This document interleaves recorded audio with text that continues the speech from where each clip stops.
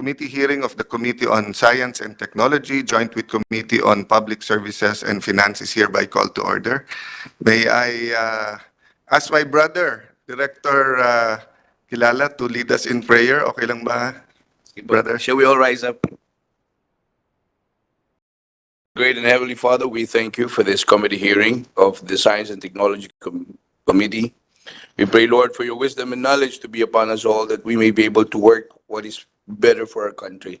We pray for your Holy Spirit to be upon us and guide us in all our undertaking. To us all this we pray in the name of the Father, and of the Son, and of the Holy Spirit. Amen. Amen. Thank you. Siguro for a short opening statement, I always like to start with the verse in Jeremiah 29:11. For I know the plans I have for you, plans to prosper you, not to harm you, plans to give you hope in the future. No, there are three quick reasons why I like, talking about the verse. First, di ba, there's no plans pag walang vision eh. Di ba? How can you say you have a plan? You can't say, ito yung gusto kong bahay, pero wala kang vision kung ano yung bahay na yon. So, before the plan is the vision. And what I've been learning lately, before the vision, the purpose, di ba? So, in everything we're going to talk about today, and hopefully in the laws that we're going to craft, napaka-importante yung purpose nung pagpapaganda ng ating digital infrastructure, napaka-importante yung vision at yung plano. The second is because one of God's greatest gift to us is choice eh. Diba? So sa young people, usually sa high school, tinatanong ko, kung maganda plano ni Lord sa atin, bakit ang daming problema? Diba? Bakit may teenage pregnancies? Bakit may, I just text my staff kasi they were talking in our group about the breakup.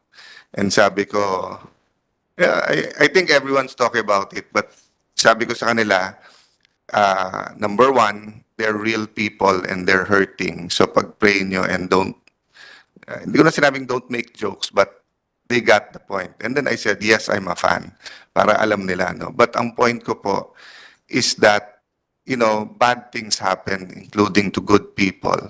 But it's because may choice tayo. So if God has a plan, the devil also has a plan, di ba? So that's why it's very important that government come together, klaro kung ano yung vision, klaro kung ano yung plan.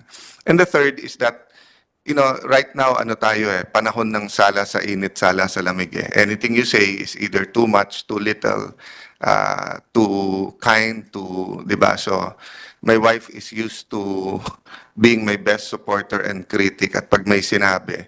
Pero lately, sinasabi ko, kahit naman ang sabihin ko, wala nang tama eh. Tumahimik ka, ba't ka tahimik? Maingay ka, ba't ka maingay, di ba?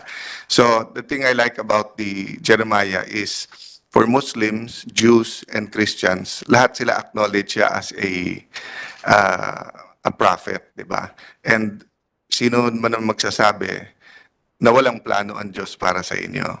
So, as you know, na it's all over the news naman, no, na the senators had dinner with the president. And I think he's very concerned about security, about the potentials of the internet, the digital infrastructure, di ba? So, hindi naman siya nag-elaborate na, but obvious naman whether it's e-commerce, learning, e-consulta, but he did mention ng konti yung nga about yung blocking ng yung international tools that we should have sa law enforcers natin and sa DOST, sa NTC, DICT, to make sure nga na kung may problema or may threat, di ba, we're up to it. So I'll ask the COMSEC to do more of the talking today and introduce the topics. And of course, sa DOST, siyempre, napaka-importante nung Philvolcs, nung ating modernization, di ba? So, mamaya po. So, I don't want to keep you too long today. It's a Friday, December 1. Probably traffic na mamaya. So, let's try to finish by 4 o'clock.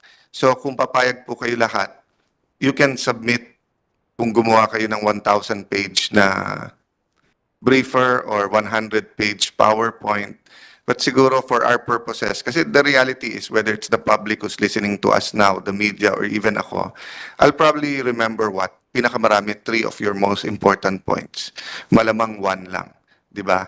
So, feel free to emphasize what's the one thing, di ba, on your agenda or that has to be done.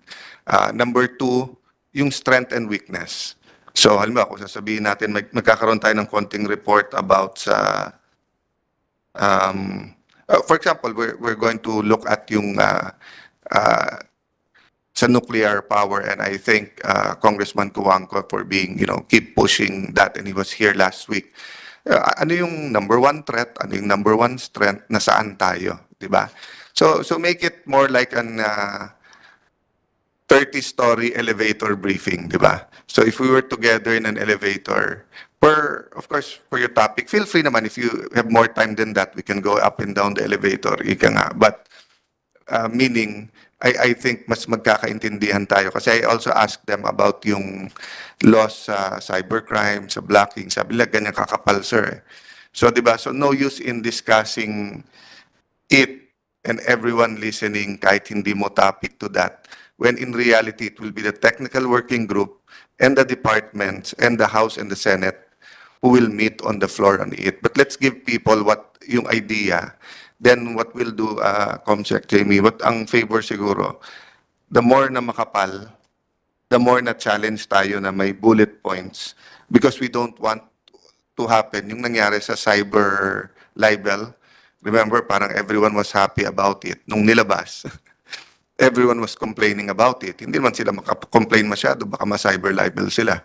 Di ba? Kasi nandun na sa nandun na sa law na yan eh. So we do want to discuss it thoroughly, but we don't want to bore people to death, no? And we also don't want to, to waste valuable time. So help us not only get these things done, but find a way how to present it to people in the most interesting way. And sa akin naman, so DTI was here, last but not the least sa kinamayan ko here. And siyempre, ma'am, talaga naman sa consumer, di ba? Di ba? Faster internet. Kung pwede, let me stop with this, no?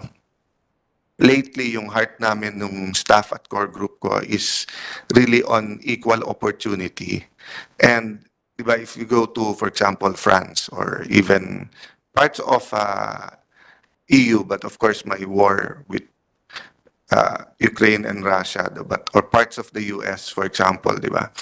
The difference between rural and urban is rural is more green. Pero may ospital doon, may kuryente, may internet, may magagandang schools. In fact, ang gaganda ng mga estate. Lalo pag yan ay, let's say, vineyard area. Di ba? Sa atin, ang kaibahan, pag urban, lahat ng amenities nandyan. Di ba? Magagandang school, magandang ospital, libreng uniforme sa school, kalye, etc. Of course, it's also congested. So marami din informal settler. Pero sa rural, basically, wala. Di ba? Walang 45% walang health center. Eh. Marami kung may internet, very spotty, even yung ano. So, for me, part of yung vision is we don't want the whole Philippines to be an urban jungle, di ba? So, and the way to do that, of course, on the finance side is to give the rural areas an incentive to keep being rural. But we cannot equate rural with being poor. Di ba? So, in fact, di ba sa other countries, or even sa atin pagka sobrang yaman na, gusto niyan ng maliit na farm niya. Di ba? Pero hindi mahirap yon, farm ng mayaman. So, pag pumunta ka limbawa ng Pangasinan, Tarlac, Nueva Ecija, or, even in Visayas, Mindanao, kitang-kita mo yung farm ng mahirap at farm ng mayaman. So, since most of what we're going to talk about is infrastructure that you cannot see, diba? So when you talk about nuclear, yeah, you can see the wires, but you don't really see the electricity. Tapos internet, diba? Ganon din sa disaster resiliency. We see the radars and everything, but you don't really see the storms coming, or you don't really physically see the fault lines, no? So yun ang handicap natin as a group today, na Kasi kung ano yan, kung hospital building, school building, kalye na may crack, ano yan, ang daling ipakita sa tao, si Ryan, gawin natin, di ba? Highway papuntang Baguio para 3 hours na lang. Ang daling ipaliwanag sa tao. But what we're talking about now, and the irony siguro is that the departments we're talking about now, DOE, DICT, DSWD, certain degree, DTI, pero it's getting better. But as far as the ICT, DOST, and DOE, you have the smallest budget, but actually the greatest potential uh, in terms of changing the country. So I leave it at that. Ma'am Jamie, can you read the topics, then recognize the guest, then kung sinong first speaker? Thank you, and welcome everyone. All right. Thank you, Mr. Chair. For this meeting, we have on the agenda all the Open Access in Data Transmission Act bills. So these are the Senate Bill number 183 by Senator Marcos, SBN 815 by Senators Gatchalian and Legarda, SBN 864 by Senator Poe, SBN 1213 by Senator Revilla Jr., SBN 1383 by Senator Zubiri, SBN 1611 by Senator Villanueva, SBN 1845 by Senator Tulfo, SBN 1876 by Senator Lapid, and SBN 2146 by Senator Estrada.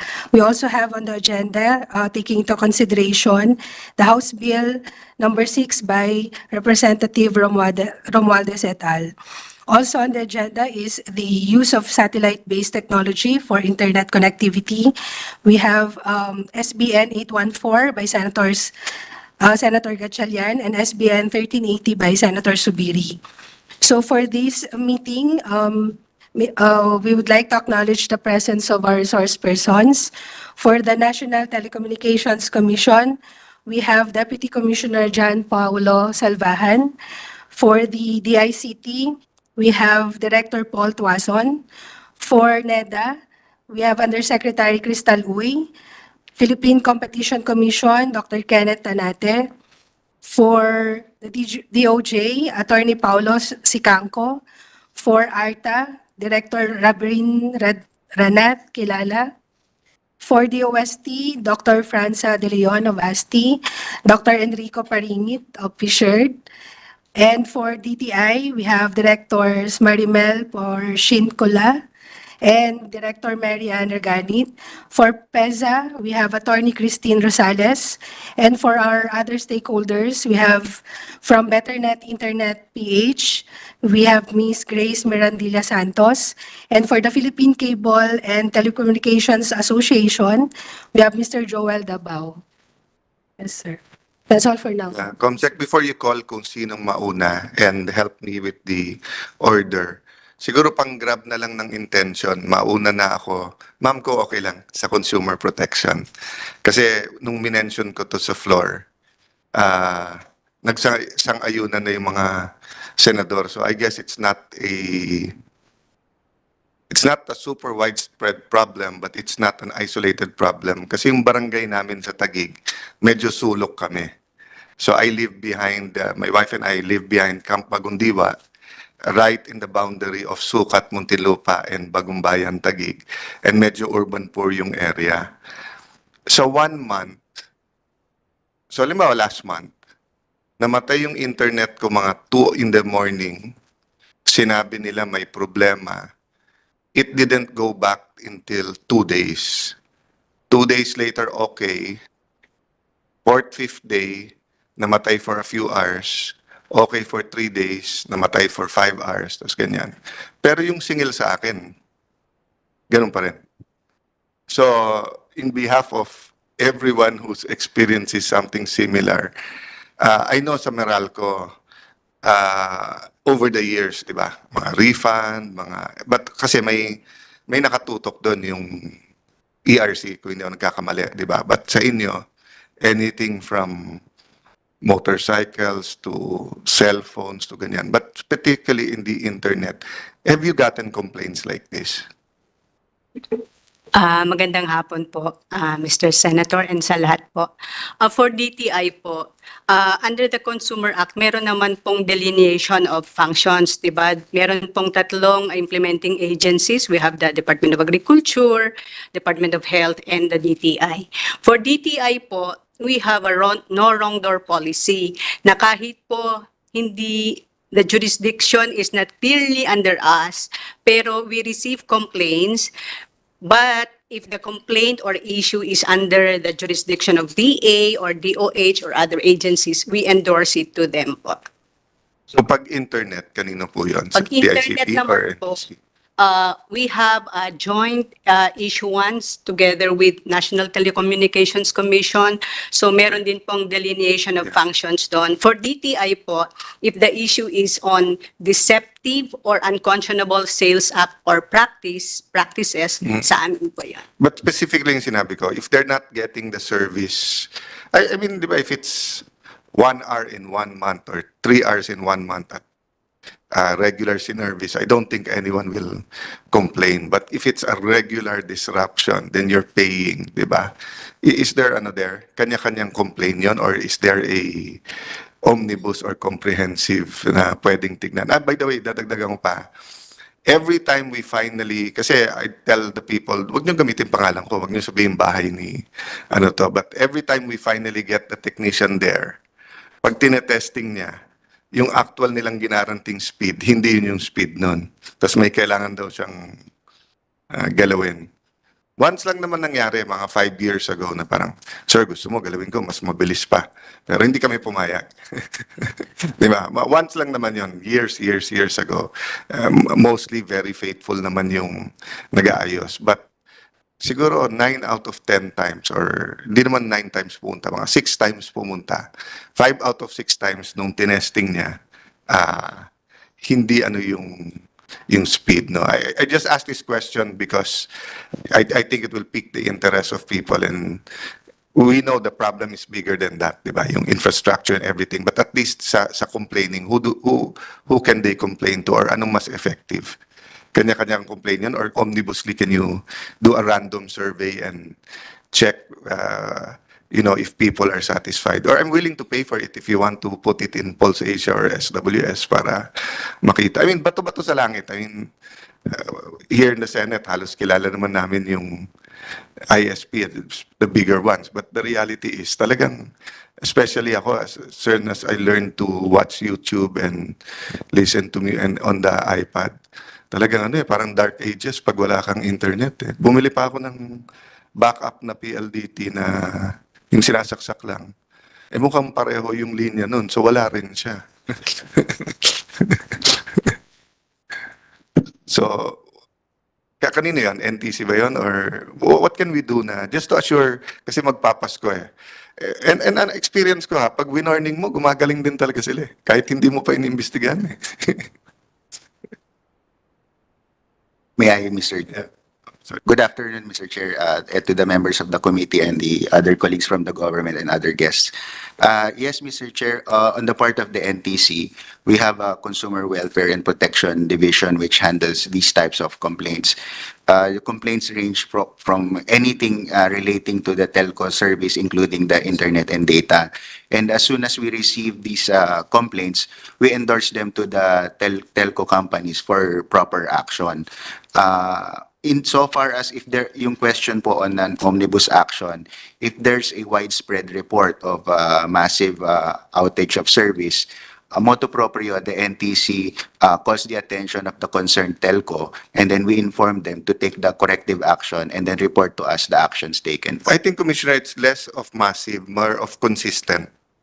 Kasi parang kailangan ng raincoat yung mga wire nila kasi basta tumulan nawawala. Hindi naman siguro, di ba? Hindi ko lang biruan. Pag malakas ulan, dati, di ba, nung bata tayo, pag malakas ulan ako, baka mamatay kuryente. Walang TV. I thought immune yung internet doon kasi nga, yung wires mo, lalo sa amin. 3 na yung nasa bahay ko eh. PLDT, Sky, Converge. Nagko-converge silang 3 wala pagka But I'm not complaining for myself. Anyway, since you have that group, baka we can sit down and have coffee and think about it. But think about just doing a random Metro Manila and close to Metro Manila. Kasi di ba, I assume the best internet is in Metro Manila, di ba? So meaning, kung dito, mapatunayan na in 70-60% of the area regularly napuputol and sinisingil sila ng buo, then you can go outside. Or if you want to do the peripheral then, na Bulacan, maybe San Pedro, Laguna, Binyan, di ba? But can you look into that? Kasi especially magpapasko. Ano talaga? Marami pa rin kasing they do their assignments or they work sa internet, di ba? So, apektado tayo. Oo. If anyone wants coffee, we have coffee there. I don't want to feel that I'm the only one partaking. So, Jamie, sinong gusto nating unang magsalita? May we hear on from NTC and then the ICT Okay. for the open access? Yeah. Basically open access, but if there's any few things you want on the record, sir, go ahead. Thank you, Mr. Chair. We haven't really prepared any opening statement. Our technical team is currently attending in fact, a World Radio Communications Conference in Dubai. And it is aimed at gathering yung globally harmonized frequency band so that the IMT and or other types of service relating to better internet will be harmonized in that conference. And on the part of the NTC, National Telecommunications, and on behalf of our Commissioner Ella Blanca Lopez, we would like to manifest our support for the passage of the Open Access Bill, Mr. Chair. So since you support, parang obvious that it's doable, no? Ano lang yung challenge dito? It's more technical na. Yes, Mr. Chair. We see lang po yung the provisions more on harmonizing the different versions of the draft bill. And then if we get a consolidated version po siguro, we can submit our more pointed comments and position, Mr. Chair. I commit to you na hindi ko kayo ididiin o hindi kayo, but have a version na siguro. Kasi Yes, kayo naman mag-i-implement di ba? So kung pipilitin namin version namin, tapos hindi rin nyo ma-implement, magtuturoan lang tayo. So kahit sa technical working group, let's see yung ano nyo. Then, siguro lang, help us explain sa ibang authors if hindi version nila, why. Yes. Tapos I'll be more than happy to go to them and explain it. But let's have a official Marcos administration version siguro. So that's between NTC and the ICT? Yeah. So, thank you, Commissioner. So the ICT? Good afternoon, Mr. Chair and colleagues from government. For the side of the DICT, we also do support the open access in internet services. This will actually support and encourage smaller ISPs for their own respective businesses and hopefully to expand our internet service in far-flung areas po. No? It will also hopefully help lower the overall cost of internet here in the country. Thank you, Mr. Chair. So same testimony, doable, may mga challenges lang. Yes, sir. It's we believe it's doable, sir. We will be submitting our position paper, as you said, sir, in this Marcos administration. I think by December 5, we will be able Yeah. to submit some position papers po. The more that it can be harmonized among the key players like NTC, DIC, better for us. Para lang hindi kami mag-referee kasi nga, I mean, if this was a more legal rather than technical, makiki-referee kami, but it's more technical talaga. Meron pa on that topic? Wala na. For the small players, sir, Yeah, may we hear from Philippine Competition Commission yeah, with regard to the yeah. And after Dr. Tanate, if anyone wants to speak on this topic, just raise your hands. Sige, sir. Thank you, Mr. Chair. So, first, Mr. Chair, telecommunications is one of the priority sectors of the Philippine Competition Commission, and given we recognize the urgency to promote or foster competition in the telecom industry, and that's why we support fully the passage of this bill.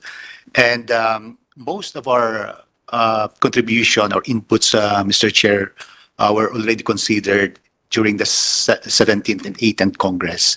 And there are just some refinement that we want to submit. And we already actually, Mr. Chair, submitted to your office last November 16, our position paper. And we just want to add, I think, there is a provision in terms of allocation and reallocation of frequency. And there is a limit of 15%. And we want to remove that because we are aware, or we know that frequency spectrum is a limited resource. And any movement in that frequency band, we should be vigilant that telco or particular telco will not be able to dominate or securing or owning that frequency. So we propose that any movement should be notified to the PCC. But of course, our review should be within the prescribed timeline, Mr. Chair, in order not to delay also the. No, thank you very much, sir, for that point. Very important point. So whether formally or informally, paki-alert na rin kami ng DICT at NTC if there are nga provisions that are either sensitive, whether sa legislator, sa business sector, or sa technical. Kumbaga landmine siya. So that mas easy din natin mapasa at mapag-usapan. Then siguro sa NTC later on, I mean, let's not go to the details now. Are there parts of the I remember kasi, I don't think it was this room, but when sino ba nanalo nun? Yung nung binili ng, di ba, Smart and Globe, and then pangatlo nun was, what was the, Sun Cellular, tapos nag-aagawan, tapos nanalo ang Smart, di ba? Smart was able to buy it. We had a hearing about that eh. Si Senator Enrile, Senator Joker. It was an interesting conversation, but just like sa real estate developers na yung question ng land banking, binibili nyo pero hindi nyo man ginagamit. That question always came up, di ba? Pati sa energy, yung dun sa mga possible oil fields na kinuha nyo pero wala pa kayong pera to develop. Pakitignan nyo na rin no, na so in the last 5 years, of course, nag-pandemic, but ano yung frequencies na nandyan? Sa akin, dadagdagan ko, hindi lang hindi ginagamit. They're not investing to eventually use it. Kasi if they know naman they're gonna use it and they're investing not to use it, that's good. Pero yung naka-reserve lang sa akin and then someone else is willing to invest and to use it, kawawa naman yung tao. But I know it's a valuable resource. Tama kayo, sir. So thank you for that point. So anyone else? Yes. Yes, Senator Alan. On the part of ARTA, we welcome this new proposal. In the House, when we deliberated on the issue of the e-governance bill, these provisions or this proposal were also discussed vis-a-vis the e-governance bill. So I believe there is a possibility, if and when there will be some readjustment or harmonization of the provisions of the open access. It has something to do with e-governance as well. But the open access of internet services could be treated on a standalone basis, I should say, because this will entail the private sector involvement. Just want to inform you, Mr. Chair, that the JMC or Joint Memorandum Circular 2023-01 has been issued already, and this is the implementing rules and regulations of Executive Order 32, is streamlining the permitting process of all telco infrastructures. So this will help this open access system right now. Opo, sa mga towers po. So lahat ng mga telco ngayon, mas mapapaikli na ho yung processing nila. And mas maganda po dahil hindi pa na ipapasa yung e-governance. Meron na po itong executive order na ipinasa ng Pangulo. And I believe later on this can be, in a way, be part of the open access bill eventually, Your Honor. I'd like to thank you for that, Director. And I had the privilege of seeing a short short brief on the Project Nehemiah when Jeremiah Bellica was Director General ng ARTA. And yung nga, yung realization na pag streamline mo sa isang agency, pero hindi nag-uusap yung iba, hindi rin mangyayari. And then of course, we're just talking about national government. May local din. And being married literally and figuratively to our LGU, I do understand both sides, di ba? On one side, hindi pwedeng may sarili kang mundo. On the other side, minsan dumadating yung national government, gawin nyo lang to, na may apektado talaga, no? So any other things that we can do that will really get things rolling. I told Brother Jeremiah, minsan, baka sa libro mo na mababasa 20 years from now yung acknowledgement that, it was something that got things going. But, yun naman trabaho natin sa gobyerno. Eh. Yes, Yusek, Crystal. Thank you, Mr. Chair, for this opportunity. This bill actually is very important for NEDA. The Philippine government recognizes the imperative to overhaul the digital infrastructure as highlighted by the call of the President during his 2023 State of the Nation address, where he said that digitalization is the call of today, not the call of the future, but of the present. It is here, it is needed, and it is needed today. So we just want to highlight that data transmission actually plays a key role in the Philippine economy. It enables information exchange, economic transactions, and social connection. Actually, the digital economy in 2022 contributed 9.4% of the nation's GDP. That totals 2.08 trillion. But however, despite the recovery after the pandemic in 2020, the digital economy share to the Philippine GDP has been decreasing. So this decline indicates that there is substantial untapped potential in the digital economy that could be realized through policies like this bill, the open access one. In addition, we would like to also highlight that the telecommunications sector plays a vital role in society.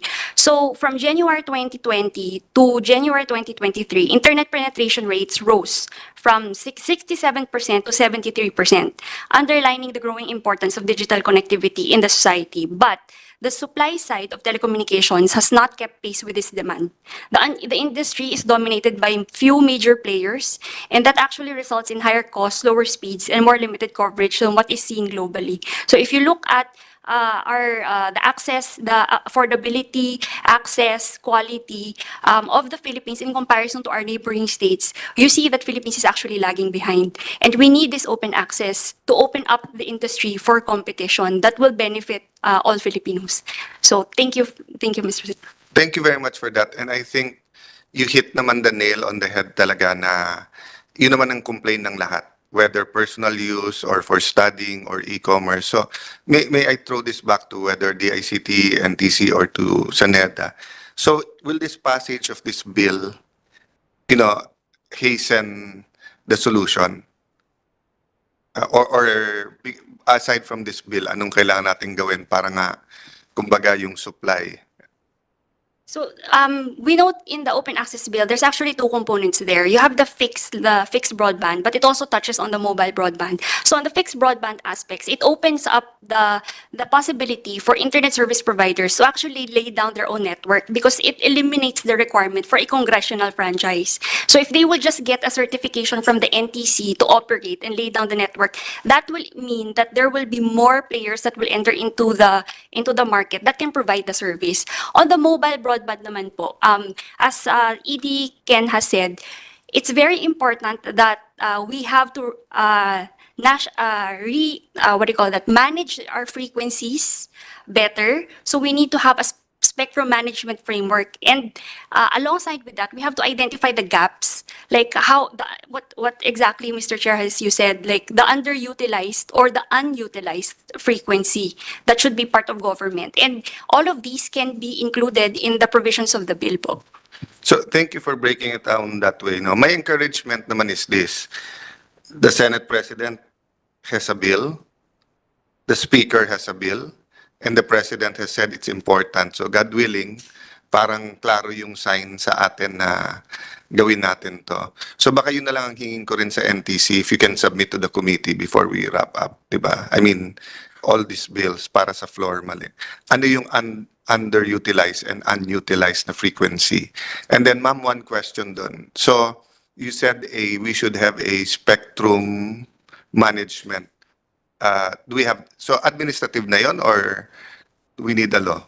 Or we We- do have it and we just have to improve it? Actually, Mr. Chair, the NTC has been managing the spectrum. I think the question is there a codified or a document within which you can see the frequency allocations, assignments? There's none, but the management and the framework itself, the NTC has been implementing that in accordance with the rules and regulations promulgated by the International ITU, or the Telecommunications Union. Mr. Chair. Last question on that. And I'm not finger pointing kasi last administration nangyari to, di ba? Napamigay yung mga frequencies, including yung sa ABS, DCMM, etc. But itong start ng administration na to, it wasn't a medium-term development plan. I forgot exactly what the name is. We passed something na ang sponsor si Senator Sani that has to do with the medium-term development plan.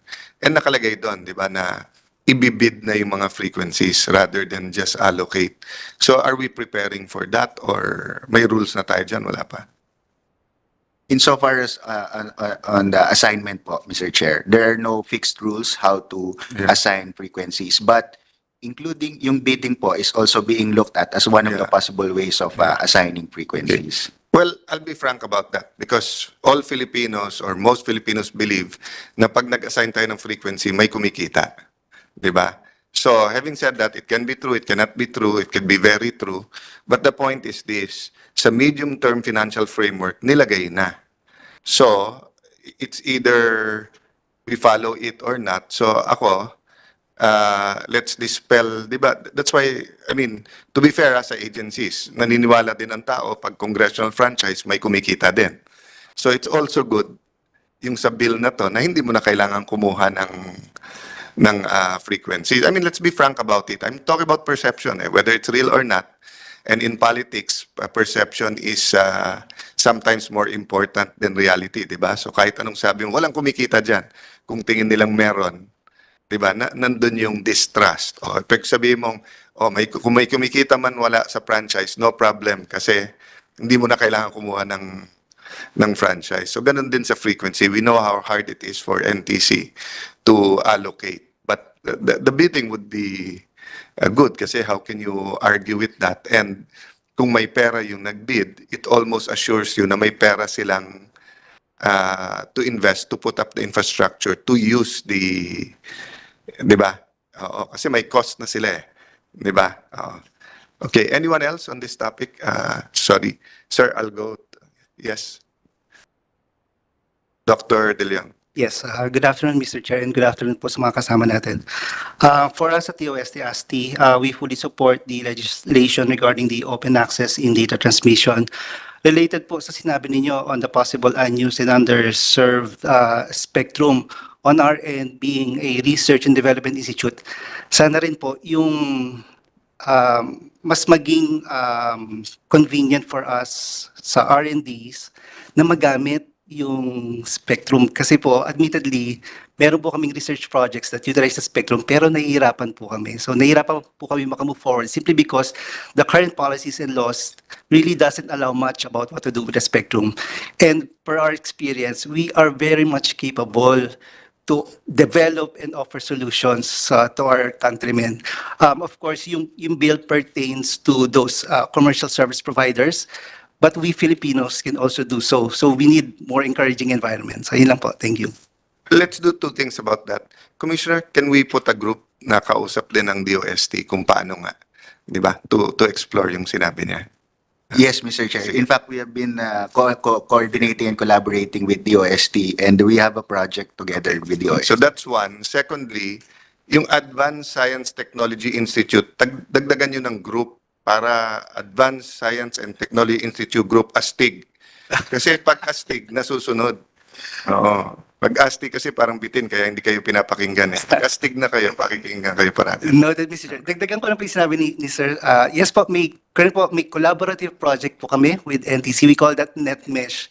So equivalent po siya nung speed test, kung familiar po kayo. But this one around, fully developed by Filipinos po. But I get what you mean. I mean, di ba, yun naman problema parati ng researchers at scientists na bigyan mo kaming more access. But of course, the private sector and the regulators are always ganyan. But nagkakaintindihan tayo doon. So let's see how we can, give and take. Kapitbahay ko sila eh. So, bahay namin, Bagong Diwa, DOST. So, di ba, begins at home talaga ang generosity. So, kailangan kong tulungan ng DOST.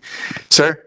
Sorry, medyo Sir, hi, Joel Davao Joel from Davao. Philippine Cable. I'm representing the Kaya ka ba sa South umupo kasi Davao ka? Tama, sir. So I represent, sir, the small players, and we don't just support the bill, we long for this bill. One of the most important components na pag-usapan ng contest, the fixed line network, where we are, right? The cable operators offer fixed line internet. And the biggest problem for us now and why we can't offer the service that we'd like to offer is a bottleneck in the middle mile. It's not an often talked about segment because it doesn't affect anyone that's not an internet service provider. Sa ngayon, yung choices lang namin ay tatlo. And with that, yung presyo mataas. Now, with all of the amazing developments of the internet industry in the Philippines, ang dami ng submarine cable po sa Luzon, malapit na yatang 20, ang dami na rin data center sa Pilipinas. But for us, lalo na po sa mamalayong lugar, katulad ko, I operate in Kabangkalan, Negros Occidental. Malayong layo po sa syudad, tapos isla pang Negros. Kung gusto ko pumuntang data center, bibili ako ng middle mile. Tatlo lang yung choice ko. Now, in the current scenario, the current licensing environment, kung may gustong pumasok sa middle mile business, kuha sila ng congressional franchise. And if you're going to get a congressional franchise, edi mag-end-to-end ka na, kinuha mo na yung congressional franchise eh. So with the advent of this bill, we expect that there will be more middle mile players or even kaming mga cable operator, maglalatag kami ng middle mile facilities. And then we can bring the connectivity from the city to the province. So we really hope that this bill can happen so that we're able to do this. And if we see a dramatic drop in the price of middle mile connectivity, napakaganda po yung mangyayari sa mga malalayang lugar. Baka hindi na pumuntang syudad para Sir, magtrabaho. both for me and for those listening So pag sinabing middle mile, so are you saying yung connecting dun sa submarine cables or are you saying yung paglalatag nyo nung Anywhere in the middle, sir. So anything that is connecting a last mile provider to, for example, a data center. Kaya I asked the first, di ba ang Facebook naglagay tapos supposedly 1 of 3 is for government sa atin? So nagagamit na yun? Hindi pa? Wala pa? Wala pa. Yes, sir. Meta po. It's Meta. in the Baler landing station. Nandun na po siya. Hindi pa po nagagamit ngayon, sir. Hindi pa po tapos yung NBP phase 1 natin para Okay. po magamit. So the other one is, I hear you na kung isa sa tatlo, di ba? Kasi any monopoly naman or duopoly or anything na mamimili ka, less competition. But is there a way for government na parang toll road din na maglalatag ang gobyerno tapos kumabit kayo, magbayad kayo ng tamang That's something so that would be attractive to us. It was mentioned in the earlier ideas of the National Broadband Plan na baka magbebenta sila ng capacity doon. And for us, as long as the service is good and the cost makes sense, game kami dyan, sir. Like toll road, di ba? Oh. So, gobyerno may lupa, pero walang perang gobyerno to make it. So, they ask someone else to build it, but then, we give them years na pagkakitaan siya. The reverse naman, di ba, is when someone doesn't want to build an airport or seaport doon kasi missionary, gobyerno magbibuild. Pero kung gusto mo Iran, ikaw magbabayad. So, there are many ways to do it, but I hear your point. Dapat everywhere in the country meron. And we've seen naman in the past, pag private sector nagpapatakbo, mas maganda talaga. No? And I like the example of toll roads, Mr. Chair, because the government has oversight on the rates of toll. So we can make sure that these rates aren't prohibitive to business. So yes, I think that's something that would be very good. Are we looking at that? May mapping ba tayo kung So sorry to successive questions, but yun muna. Do we have a mapping ba kung saan halos walang digital infrastructure at saan meron? We do no? On the part of the NTC, Mr. Chair, we have certain data and information insofar as the location where the telcos are present and also where they are absent. Yeah. So, but we, insofar as the complete technical specifications of this presence, we don't have it. How about sa DICT? Sir, we have a component po under the UNDP partnership. It's called the Site Prioritization Tool. Essentially, sir, it has all the components po no for you to identify what barangay po ang walang digital services. So for example, if DPWH was here and I'll tell them, gusto ko makita mula Batanes hanggang Hulo, alin yung may national road? And then katabi niya, let's say, Department of Agriculture, tanungin ko, mula Batanes hanggang Hulo, saan may farm to market road, saan wala? So if we ask you for the same, merong ganun ang DICT, more or less. More or less, sir.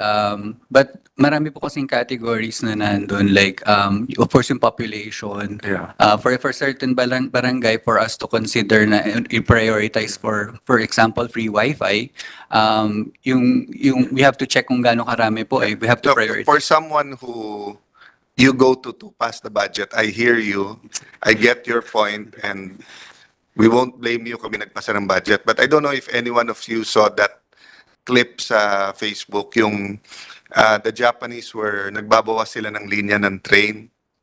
But they found out that there was still one family na may estudyante dun sa stop na yon. So they did not stop the train until she grew up. Yeah. Because nga it was service, not di ba? I don't know kung kwento lang yon, totoo, matagal na o hindi, di ba? So, but, di ba, the thing about kasi kuryente, it's like a gas station or it's like kuryente, I mean, the thing about internet, it's like gas station, it's like air, di ba, na dapat kahit saan ka pumunta sa bansa, meron. I agree with you na kung limited saan yung free wifi, kung saan maraming tao, but yung actual na may internet at access. So, I don't know if they still do that, but I remember when PAL first became the flag carrier, sige, we'll give you the more lucrative routes, di ba? Manila, Cebu, Manila ganito, Manila, LA, Manila, San Francisco, pero may missionary route ka. Di ba? Ang ang Globe at saka Smart halimbawa, may missionary ba sila dun sa mga probinsya? Wala. Di ba? No. They submitted po yung mga rollout plans po nila. Yeah. So they identified certain areas naman po na unserved and underserved, and they're exerting efforts naman po to put up. Yeah. But that's their goodwill. Yes, Mr. Yeah. Chair. Let's consider na we require them to have a missionary. Yung draft provisions po dito sa open access will Will address that.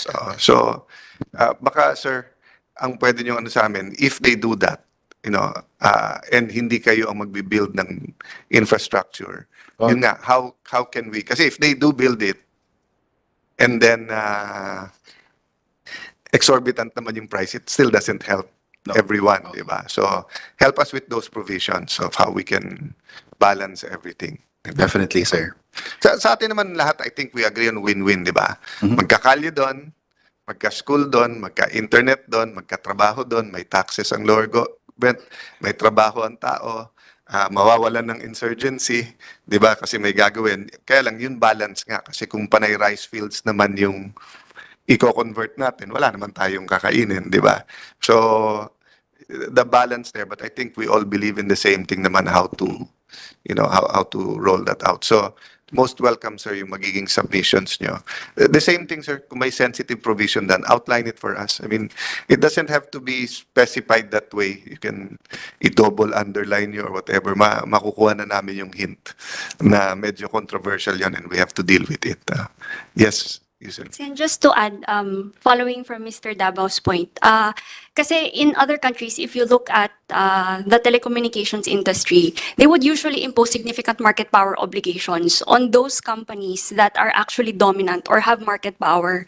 Kasi exactly the point where if you have market power, under what terms and conditions are you going to grant access to to a firm that is also competing with you at the downstream level?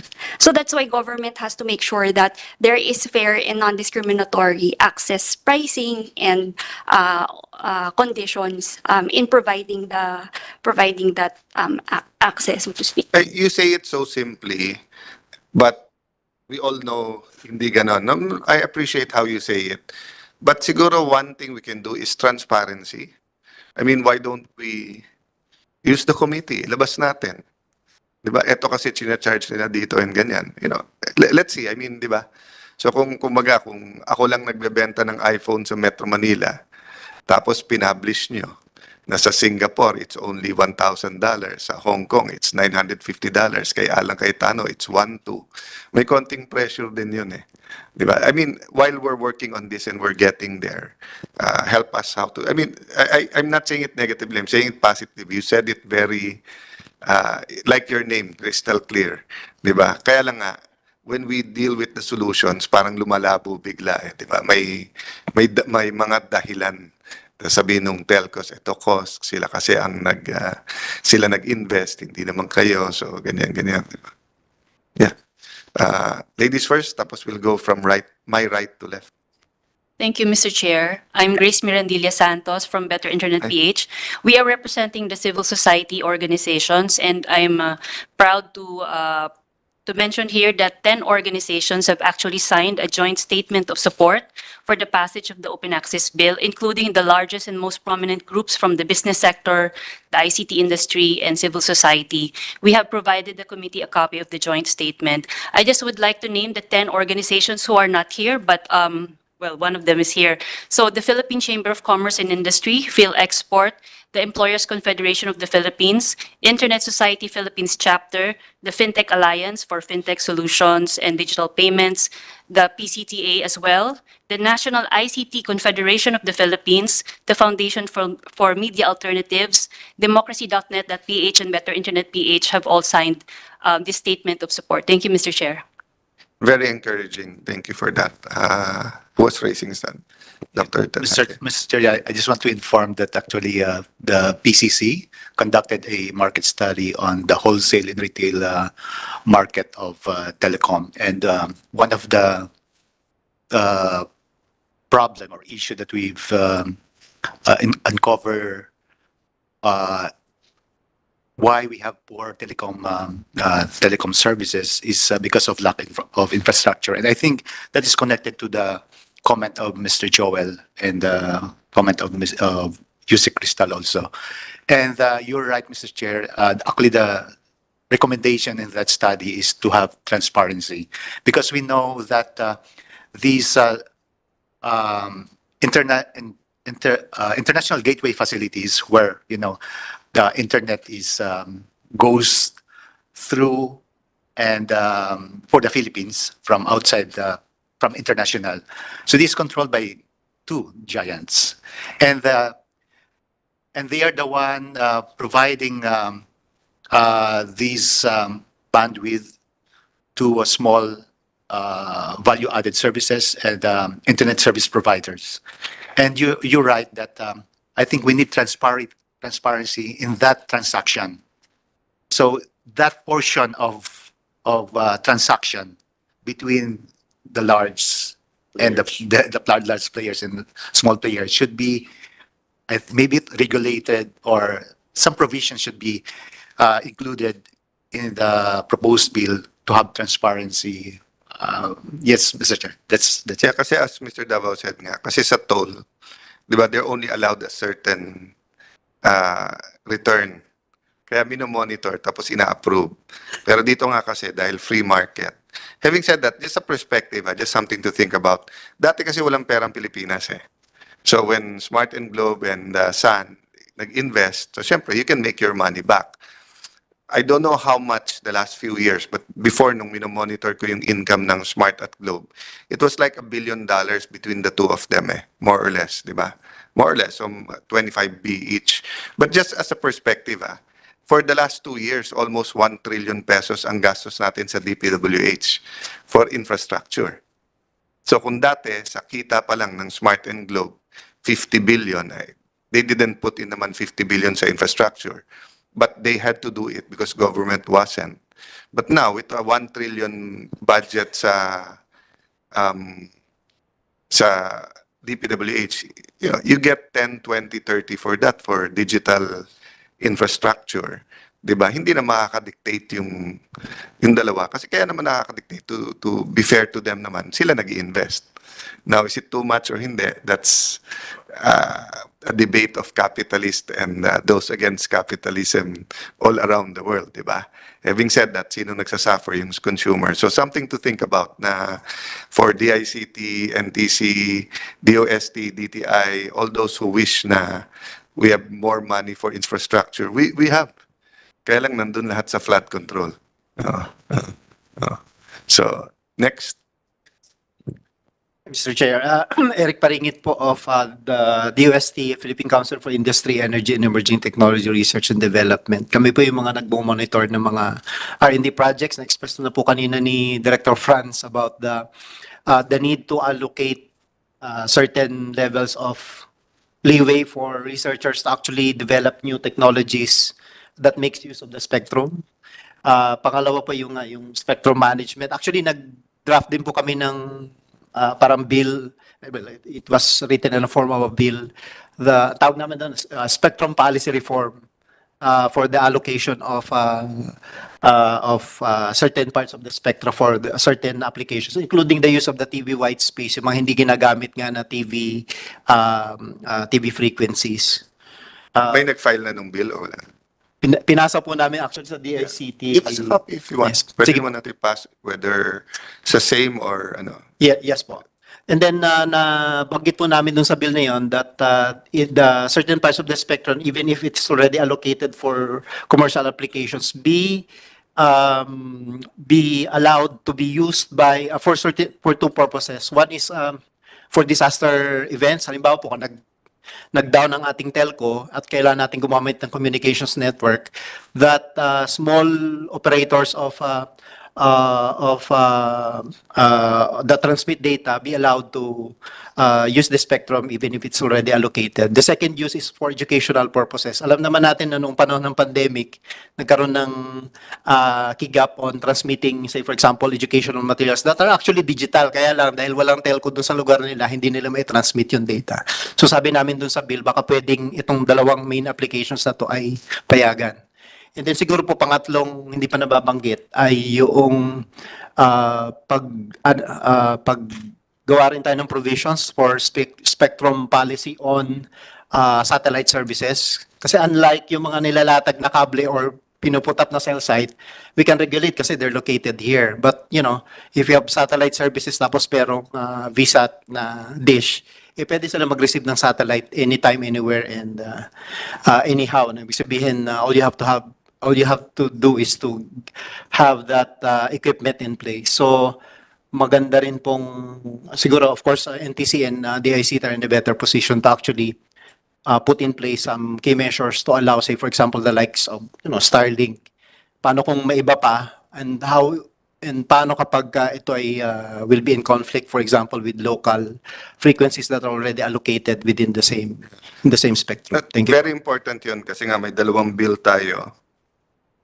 Senator Gatchalian at Senator Subiri sa satellite-based technology at saka mapapansin mo, di ba, India at saka China talagang nagsa-step up sa use of technology sa space. So, sino ba dalawa pinakamagaling sa negosyo sa buong mundo? Indians and Chinese. So, they know something we don't. So, I really think we should look into nga yung use of that. Go ahead, DICT. Yes, sir. Coming from that, the DICT actually has been procuring VSAT services po, no? These are geosatellites, geostationary satellites po ito. And just recently, yung ating last procurement, we have successfully procured low Earth orbit satellites. And on top of that, sir, we are also in discussions with the medium Earth orbit naman, no? Si Gio kasi nandun sa taas, si Leo nandito sa medyo malapit na sa atin. And we're now in talks with a provider po in the middle naman, which we like to call the sweet spot. No? Hindi siya ganun kalayo. Yung latency niya is okay na rin po. I mean, yung transmit ng data is maganda na rin. So hopefully, sir, we will have the report on that, and maybe next year ma-include na rin po natin sa ating procurement, specifically for the provision of free Wi-Fi. I agree po with the good gentleman that satellite services po talaga, ito po yung ginagamit natin to provide internet services sa far-flung areas, Mr. Chair. In remote islands na may communities na bibigyan po natin sila ng I think internet. kahit sa election, no, pag walang VSAT din ang ginamit ng COMELEC for some of the machines. I think so. Yes, sir. Thank you, Mr. Chair. So thank you very much. Very interesting discussion. But as I said, technical. So let's put it together. Let me know if the Senate can help in any forum to popularize it. But I guess very few people watch actual hearing on technical, diba? But I do know that between all of you, you have very interesting presentation, videos, especially sa mga launching. So if we can help, whether the Senate or the City of Taguig, di ba? Maraming mga ano dun nagkakaroon ng special events, no? So, anyone else on this topic? Or can I ask permission to move? Yes, then we can request the RPs for these two. Okay. So, we'll finish the technical side sa technical working group. We'll start drafting the committee report. But yun nga, if everyone can give us three things, di ba? Yung kung ano version nyo, then just some bullet points kung if you think there are some controversial issues, and then just some notes on if, let's say, katulad sa 11 yung bill sa Senate, kung may pagkakaiba, help me lang to explain if we chose one version over the other. So thank you very much, everyone. We'll have a 2-minute break so that we can get our speakers on Philvolcs modernization. Then after, we'll deal with the Philippine Atomic Energy Regulatory. I like having hearing sa Christmas kasi napaka-smooth lang eh. So, Merry Christmas, everyone. Thank you for being here today. Yeah. We'll suspend for 2 minutes.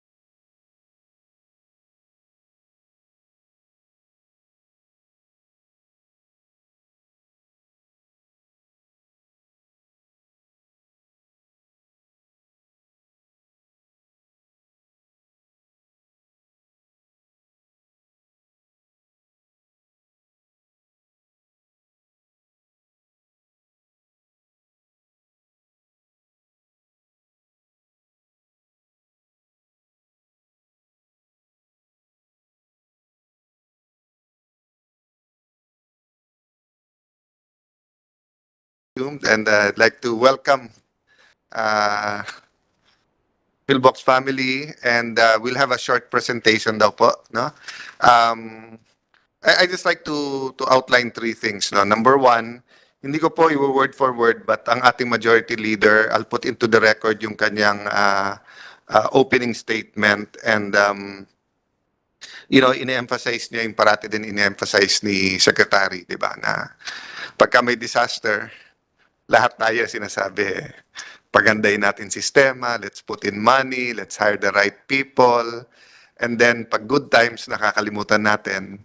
So the second point I want to make is, I don't believe in accidents. So I believe yung career ng ating secretary and being there precisely. And ito siguro ay matuturing natin na baby niya, no, itong modernization bill. So I think we should really give it all the efforts. And then thirdly, I don't think there's a conflict between praying, di ba, that God forbids disasters that are coming, but yun nga, we can't keep praying walang disaster, then we keep destroying naman the environment, no? So walang conflict yung praying and then doing what we can.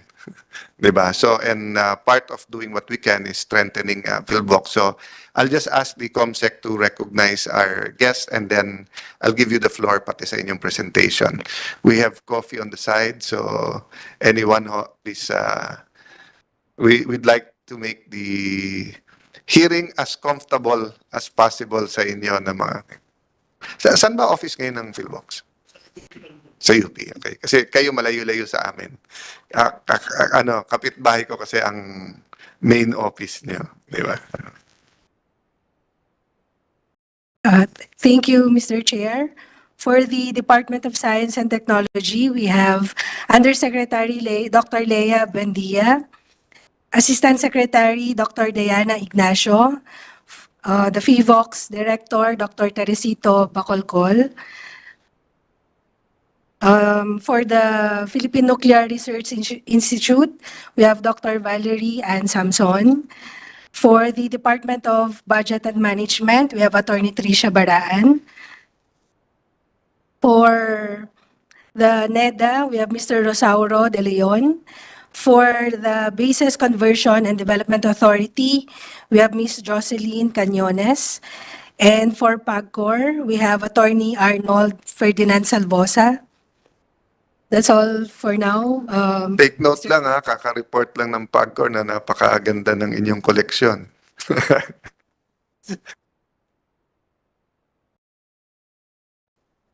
Okay, yes, ma'am. Dr. Bacolcol. Thank you. Okay, good afternoon, everybody. Good afternoon, Mr. Chair. Okay, allow me to present to you the Philvolcs modernization plans.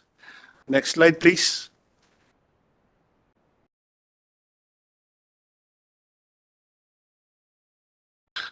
Okay, so everyone knows that the Philippines is part of the Pacific Ring of Fire, and from time to time, we experience or jolted by strong earthquakes like what happened last November 17 in southern Mindanao.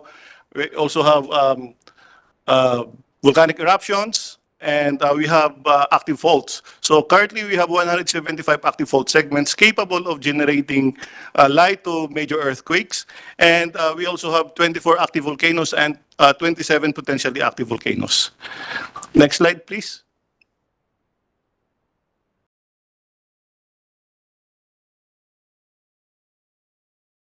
So, why do we need to modernize? Next slide.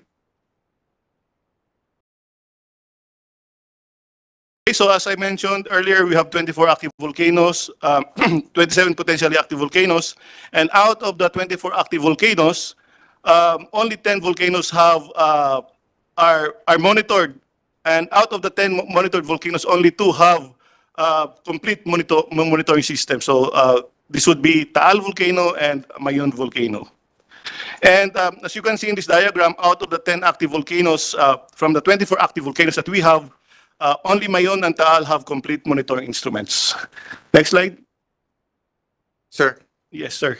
I won't keep interrupting, but more or less lang, for you to have complete equipment sa isang volcano, mga how much yun? Ballpark lang. You can come back to it later. 5 billion. 5 5 billion. billion. Billion. Sige po, sir. Okay? And Sir, I'm listening. May monitor lang dito. So you might think I'm not looking. okay. So, okay, now let me give you some statistics of what would be the human and economic impacts if an unmonitored volcano would erupt. So, for example, this is Cabalian volcano in southern Leyte. It will affect a population of 241,000 people. And southern Leyte has a total GDP of 41 billion. And if it erupts, around 30 airports will be affected because of.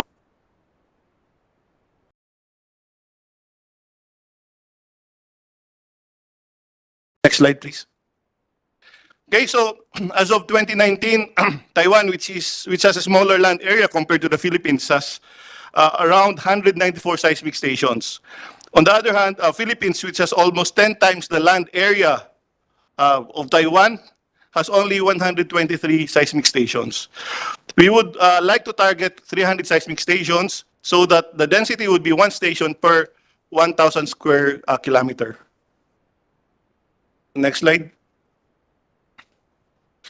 So why do we want to add more? So this is to increase the detectability and location capability of our seismic network for small earthquakes, especially for faults that have no or that would exhibit low seismicity prior to big events. An example of this would be the West Valley Fault, which we know is very much active but has low level of earthquake activity. Another reason is to be able to reveal traces of active faults with no clear surface manifestations. Next slide. And sir, tama Yes, ba ako? Pagka na-reveal yan, then you can guide yung mga buildings or yung building officials kung ano yung pwede o hindi pwede or yung quality ng i-build nila, Yeah, di ba? that's right. So ang importante is we know the trace of the fault so that they would be advised.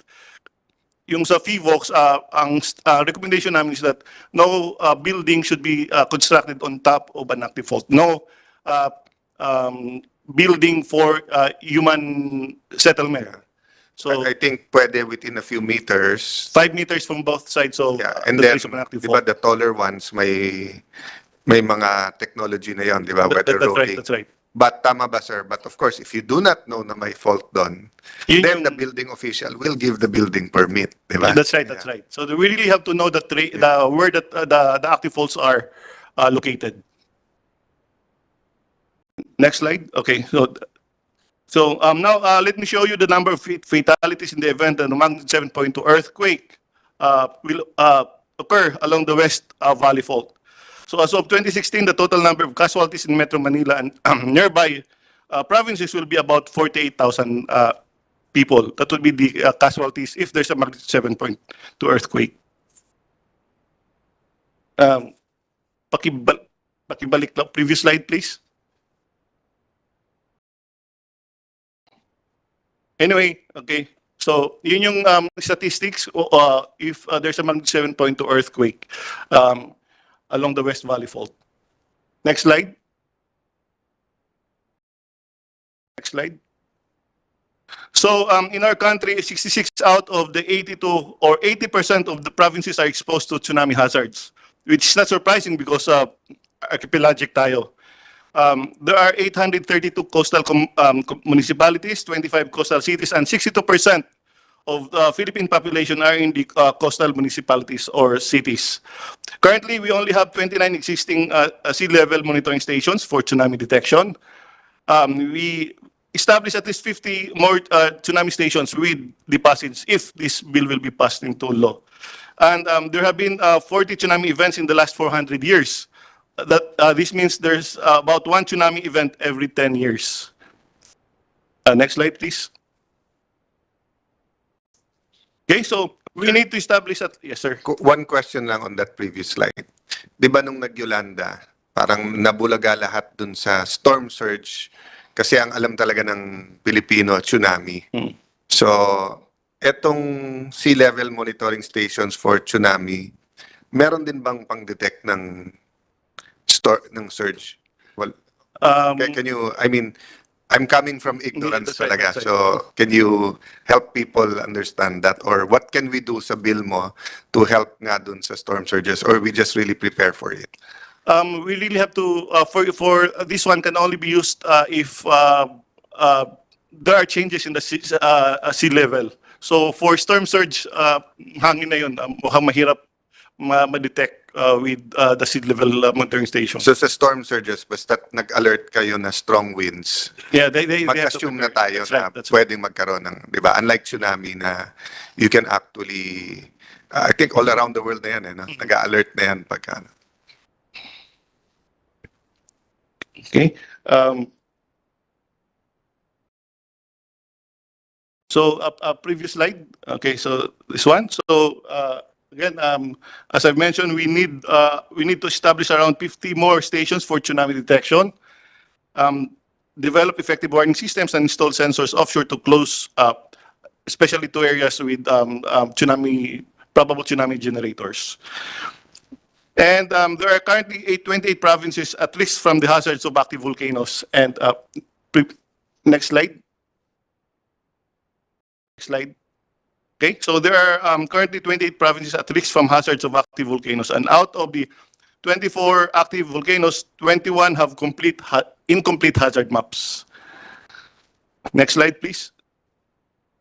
Sir, Yes, sir. how much more or less? Ma'am, kaya ako dun sa finance nyo, kaya ako tinatanong, I'd like people to understand na hindi ganun kasimple. May cost talaga. And then, favorite namin si Attorney Baraan kasi tatanungin natin mamaya kung may pera. And then, gagawa tayo ng plan. So, more or less, sir, for a complete hazard map, what's the ballpark we're looking at? Diba? So, if we're saying, so ilan po, sir, ang incomplete?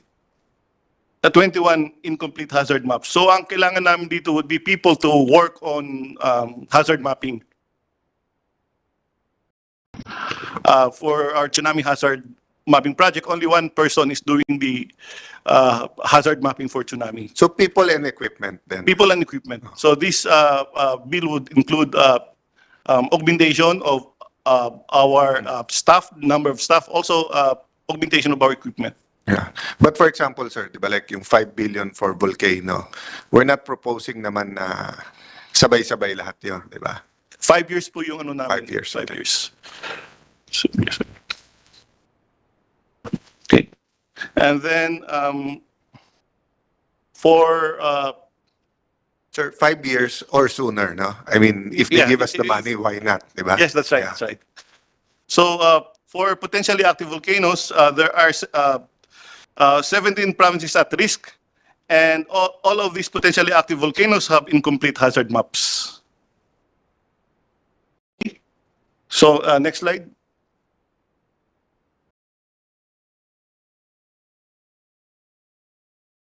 For earthquake hazard maps, only 38 out of the 82 provinces have complete earthquake hazard maps.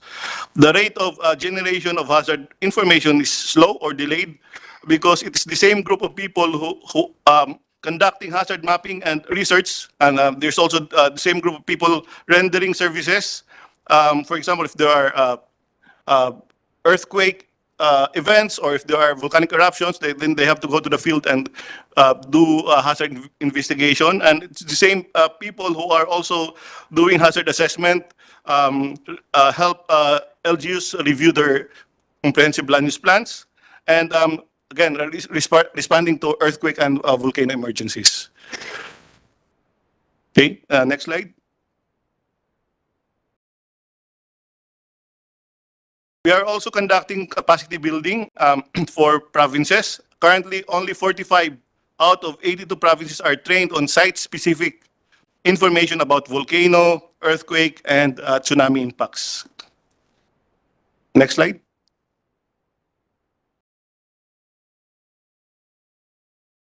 Okay, so these are the provinces with Philvolcs facilitated trainings conducted for teachers, different modules for elementary and high school based on K+12 curriculum. So as you can see, there are still gaps and more trainings are still to be conducted to close these gaps. And with this, we need to have more people to be working on these things. Next slide.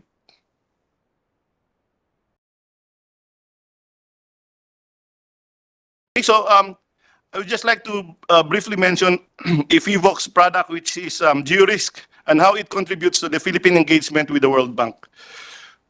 Okay, so between 2020 to 2021, the Philippine government availed of a policy loan amounting to 500 million US dollars.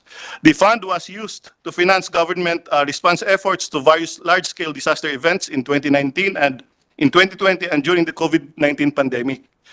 Among the prior actions or policy reform conditions that the Philippine government through the Department of Finance committed to the World Bank would be to engage at least 5 agencies and at least 100 LGUs to use the Jurisk platform, which was developed by Philvolcs. Another policy loan amounting to 500 million US dollars was again availed by the Philippine government from the World Bank in 2021. The funds were used by the Philippine government in its response efforts for Super Typhoon Odette and Typhoon Paeng. And again, Philvolcs was assigned to deliver one of the performance indicators in order for the Philippine government to help secure the loan. And there is also another policy loan this year involving $500 million or from 2024 to 2026. And again, Philvolcs through the Jurisk is being volunteered to fulfill 2 of the prior actions. Okay, so next slide, please. Next slide. Now, who provides information and maps that are used in various Philvolcs applications, including the Jurisk? The maps and other information are being populated by our scientists from Philvolcs. And now, in order for us to continue populating these platforms, as well as continue with our mapping efforts, we need to have more technical staff to bring, we need to have more technical staff, which would bring me to my next slide.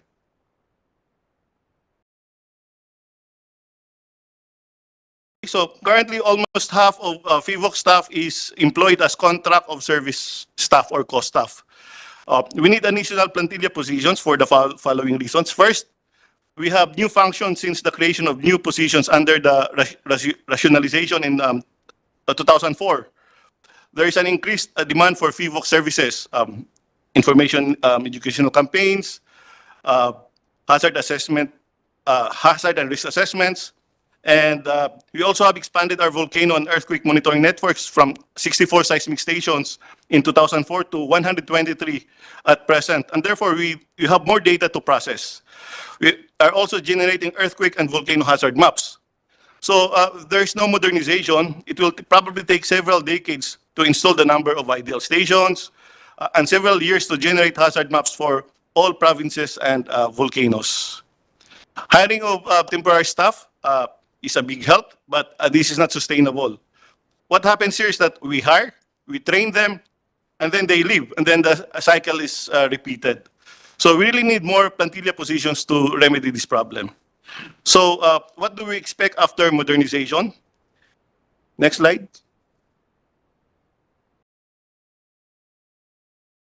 So we would be able to install 300 earthquake monitoring stations, which would densify our current network and will help us plot with accuracy the location as well as the depths of the epicenter of our earthquake, especially for earthquakes that may generate tsunamis, as well as for us to be able to plot active faults with no surface manifestations or faults that would exhibit low earthquake activity prior to big events.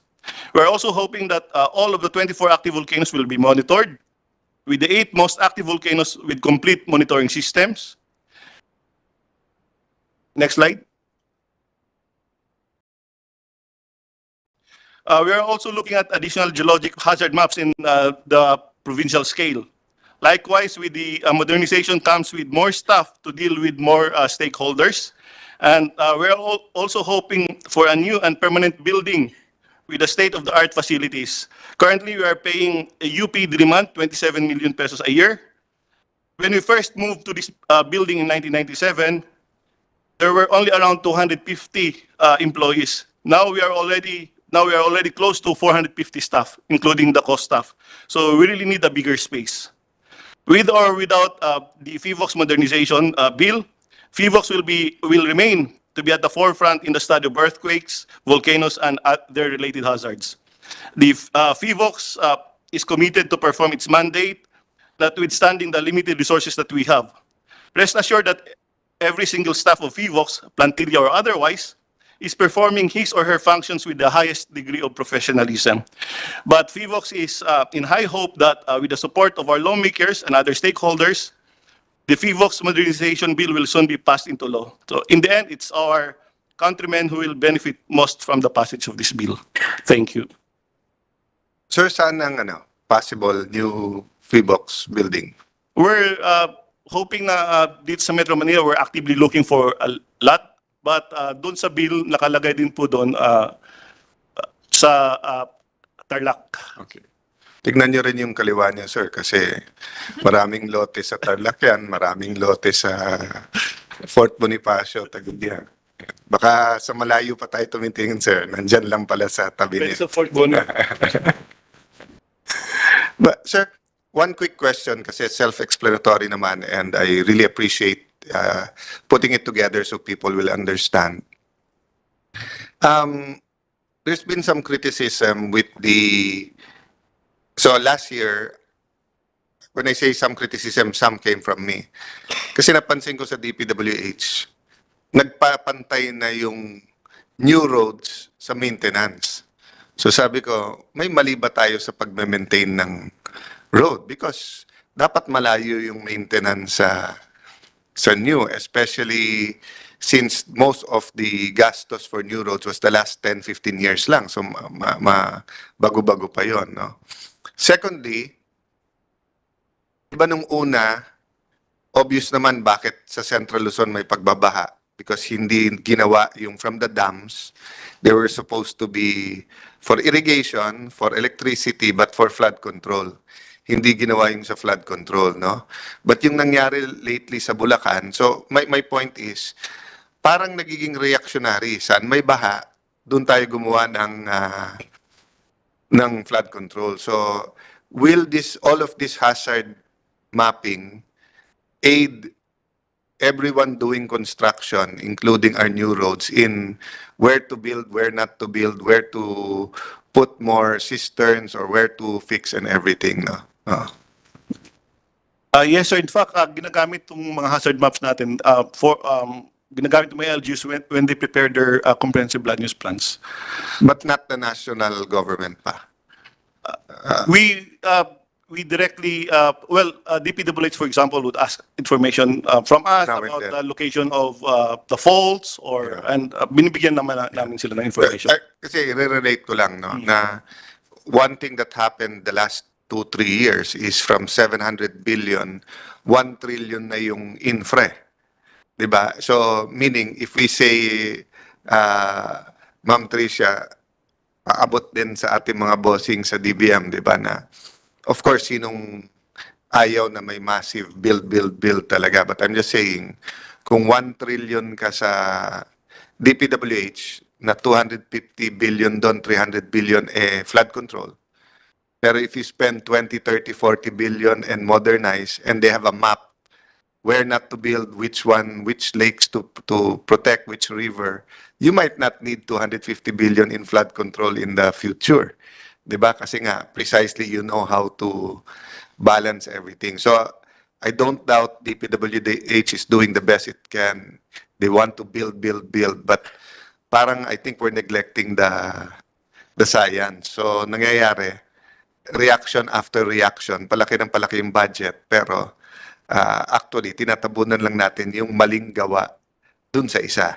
And when I say maling gawa, this is over the last 50 years. It's not naman one administration or one person, diba? And it's also an effect of massive urbanization. So when we talk about Bulacan, kasi Bulacan is not the same Bulacan 40 years ago, diba? Na karamihan, marami pang farmlands noon. It's really highly urbanized, no? Sir, any is there any challenges dito sa passing it, or it's just the 5-year budget lang talaga?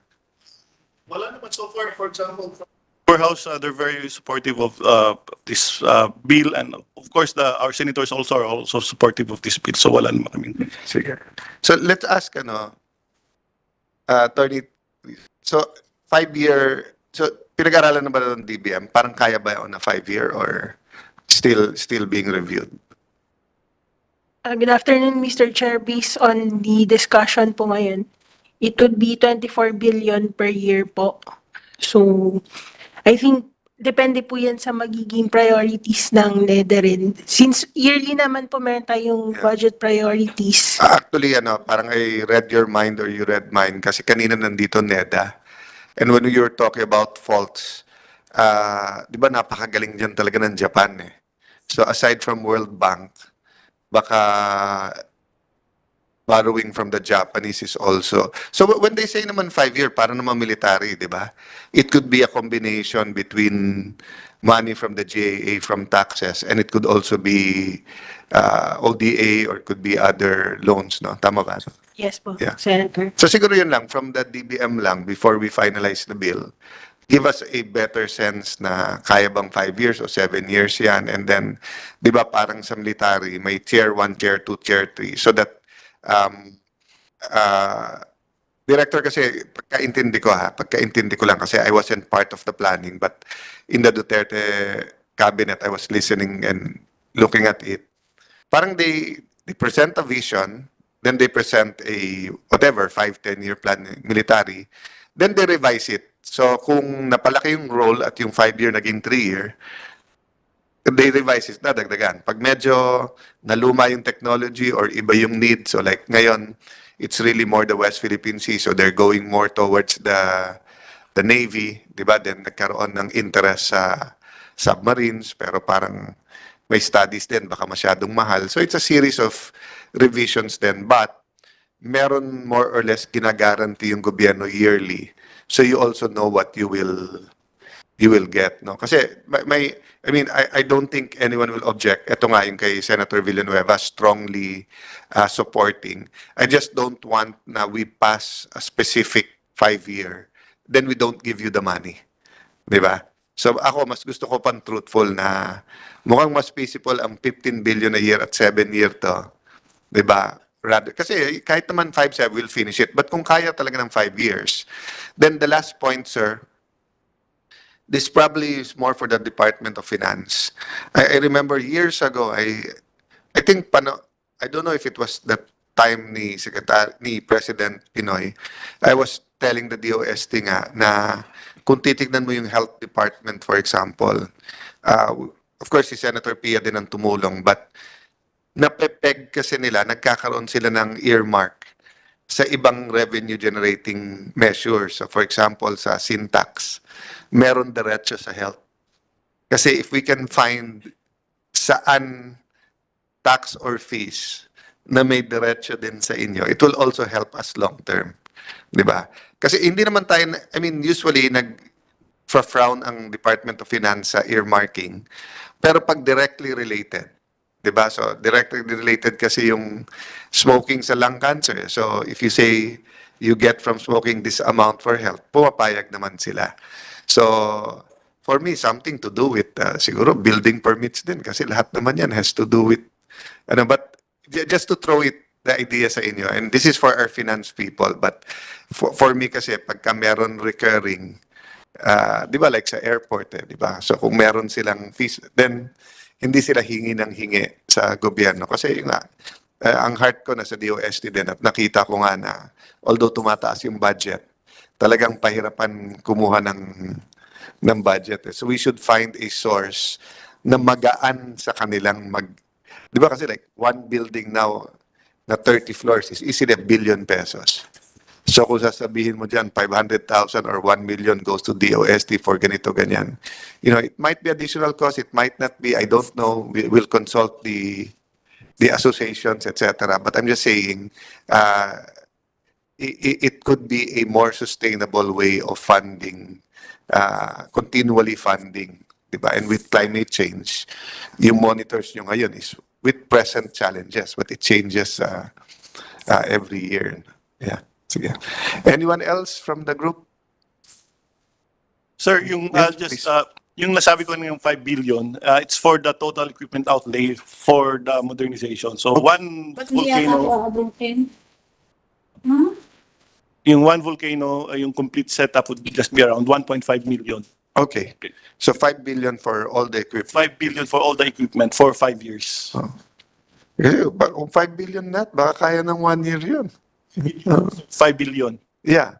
5 billion for 5 Yeah, years. That's right. Again, I am one out of 24.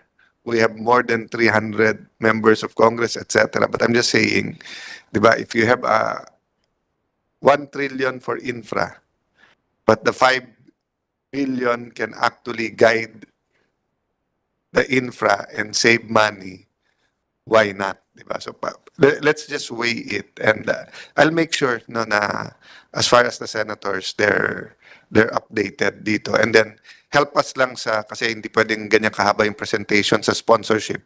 No, but there's so many good points na let's see how to do it lang, 'di ba? Or kung tatlo kaming magsusponsor, hatiin natin into three so that they can show it then or something. Kasi I think, everyone should see the major points na, no? Including yung sinabi niyo, Director, na yung example niyo dun sa isang volcano na ilan airports ang magsasara, di ba? Hindi namin naiisip yun eh. Di ba? So, it has to be something, we're always parang, kung alam lang natin yung Yolanda, eto ginawa natin. But, kayo naman baliktad. Marami kayong alam. Kaya lang hindi napapansin until it happens. So let's use the sponsorship, the period when we sponsor this bill to no? So, Comsec, we can, pwede i-technical working group na for a committee report. So thank you very much, everyone. We'll have a short break and siguro a Christmas picture. Pakikamusta na lang kay Secretary. I think he's in an official, Yeah. We'll suspend, tapos sila din ba yung nuclear?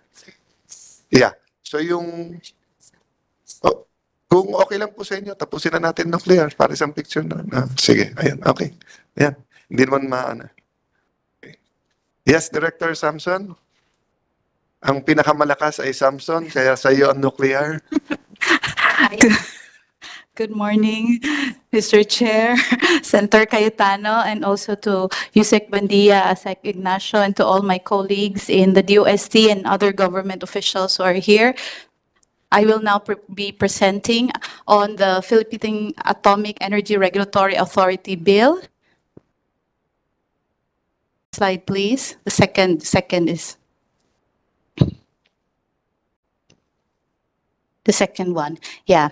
So this bill aims to establish the Philippine Atomic Energy Regulatory Authority and providing for a comprehensive legal framework for nuclear safety, security, and safeguards in the peaceful utilization of nuclear energy in the Philippines and appropriating funds thereof. So we would also just like to emphasize when we say nuclear energy in nuclear parlance, it's just the energy that is coming from the nucleus, and this energy can be used for many applications, not only for power applications, but even for agriculture and medicine and industry. So that's why the term is nuclear energy, which is the energy coming from the nucleus that can be used for many other applications.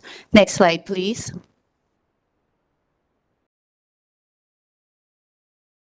Okay, so this bill aims to address three important points, and that is that PNRI, for the longest time, has a dual mandate, which is to promote and regulate the use of nuclear and ionizing radiation from nuclear and radioactive materials. And currently, there are two regulatory agencies regulating the use of ionizing radiation for medical and non-medical applications, and that is the DOST PNRI and DOH FDA CDRR-HR. And the gaps identified in the existing law, which is RA 5007, aims to enhance what is already in RA 5207 on nuclear security and safeguards, which will aim to meet the obligations that we have in current international legal instruments that the Philippines has already acceded by. Next slide, please. Next slide, please. Okay, so PNRI, which was formerly PAEC, has both the dual mandate of promoting and regulating in the past 50 years. And as you see in the PNRI organizational structure, we have 5 divisions. Next slide, please. Next slide, please. We have 5 divisions, and three of those divisions is for promotion, and we have one division for regulatory. So we can say that we are both user and regulator of nuclear energy. Next slide, please.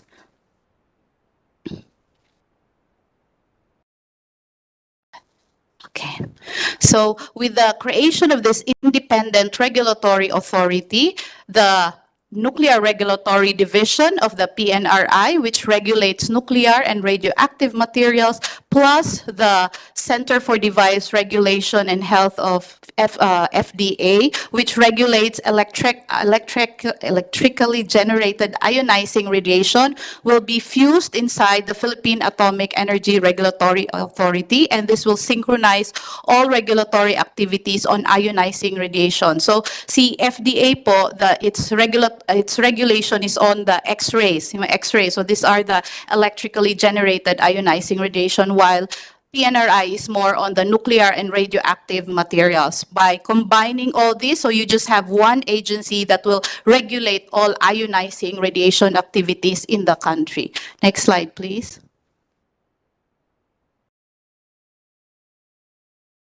All right. So the difficulty that our licensees have right now is that you have one facility, but you need to get two licenses, especially if you're using nuclear or radioactive material. So, for example, for nuclear medicine, which is an application that is increasing right now in the Philippines for cancer care, they need to get two licenses. One from PNRI for the use of the radioactive material, and then they also need to get another license from FDA for the clinical application of the nuclear and radioactive materials. So right now, you have more than 20% of radiation facilities need to apply for such two licenses. So they need to go to PNRI, and then they need to go to FDA. And this is on the right lower bottom is the trend in the use of nuclear medicine in the country, and we expect more of this users of nuclear medicine with the Cancer Care Act also already enacted. So we are expecting an increase in this number of licensees, and such most of them are government facilities, and sometimes they have difficulty in running two licenses at the same time. Next slide, please. So, Ma'am, question lang doon. Yes po. But if we create we're supportive, but I meant if we create the Philippine Atomic Energy Regulatory Authority, wouldn't FDA still require na may license pa rin? So we'll still have two, no? Or seek to change that? if DOH is already work it here. out lang. Yes. We are working I'm it just out, sir. communicating, I hear you, but nakikita ko rin point yung pareho kasi sa inyo yung permit nyo more of the use of The equipment. the technology. Sa kanila more of approval that it's for medical use. That, diba? So, but anyway. Yeah. Yes po. So meron rin po kasing mga users nung X-rays. So pag ionizing radiation, pati yung mga radiation monitoring rin po, kailangan pa rin nilang kumuha ng license sa I hear you naman na if we can simplify and Yes po, for sure naman yung simplification. hospitals, public na safe, diba? Yes By po. dalawa pa. Opo. Okay. So, next slide, please. Next slide na po. Next slide po. So why update the law? So we aim to modernize and rationalize the current laws that we have, especially the RA 5207, which was the regulatory law of the Philippines since the 1970s. So this is new legal infrastructures, international conventions and treaties have already been acceded by the Philippines, and we need to be able to modernize the laws that we have in reference to those legal instruments. And again, we need to streamline the regulatory oversight for the licensees that we have, and of course, compliance with global standards and best practices. Next slide, please.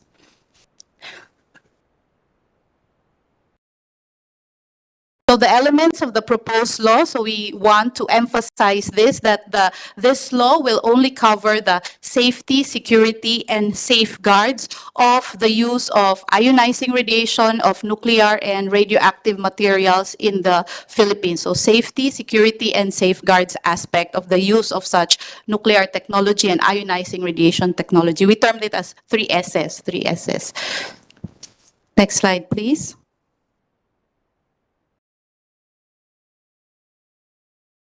Okay. Yes, sir. No, yung 3S niya, wala naman kayong pension na ibibigay niya. Yes po. Wala po. So these are the international cooperations and ratified legal instruments that the Philippines had already succeeded since the RA 5207 of 1968. So these are all the conventions and treaties that we need to be able to place inside the modernized Philatom Regulatory Authority law. Next slide, please.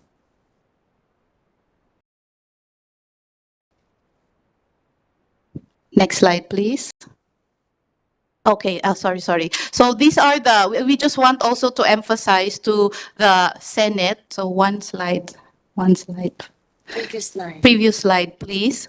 On the other conventions and treaties that need urgent ratification hopefully in the coming years concerning the 3Ss, nuclear safety, security, and safeguards. And one of them is the Convention on Nuclear Safety, and then the Joint Convention on the Safety, again, of Spent Fuel Management, and then the Convention on Supplementary Compensation for Nuclear Damage, which concerns civil liability of licensees in case there is nuclear damage or nuclear accidents, and then the Convention on the Suppression of Nuclear Terrorism. So we are, hopefully the Senate will support the urgent ratification of these conventions and treaties.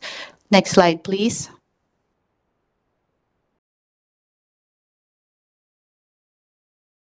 So these are the nuclear organizations in Asia. Among all the ASEAN regions and the near Asia countries that are around the Philippines, only the Philippines is left with a dual mandate organization. So all of the organizations, even in the ASEAN, have already separated their regulatory authority from the promotional authority, since to ensure the general public that the regulator is independent of the promotional body. Next slide, please.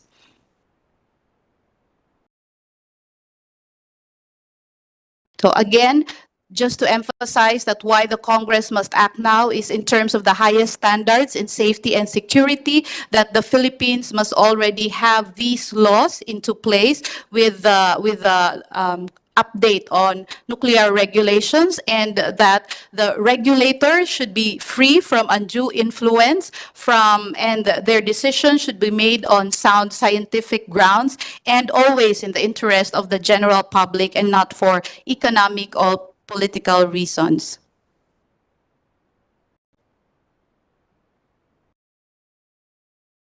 All right. So to emphasize further that we need a unified regulatory framework so that our licensees will have a more comprehensive, unified, and streamlined regulation for the use of such ionizing radiation in the Philippines, and to be able to fulfill our international commitment to the relevant international instruments that we have acceded to. Next slide, please. So as transitory provision, the development and promotion and research will remain with PNRI, and only its regulatory functions will be transferred to Philatom, and as well as for the FDA CDRR-HR, only the regulation of non-ionizing radiation remains with the FDA. So for example, for visible light below, it belongs to still with FDA. Only the X-ray part will be, only the division concerning the X-ray part will move to the Philatom. Next slide, please. For the financial resources, all assets of PNRI, NRD, and the other division with the FDA will be transferred to the Philatom, and we are proposing that other sources of funds for the financial independence of our of the regulatory authority, so we can get still from the government, from the GAA, and fees recovered from licensing and regulatory services, as well as contributions and donations in cash or kind from local or foreign sources, provided that there is no conflict of interest. Next slide, please. And this is the proposed organizational structure. The Philatom will be headed by a Director General, and you have 4 other Deputy Director General with a total number of personnel to be around 217 regulators. Currently, we only have 30 regulators from the PNRI, and then only 16 from the FDA. So the total count is 46. So we need to have approximately 150 more regulators to be inside the Philatom. Next slide, please. And that will have the effect na mapabilis din yung mga approvals na. Yes po, Kasi yes isang po, yes complaint po. sa FDA yun eh na Yes po. ang tagal ng Opo, approvals. opo.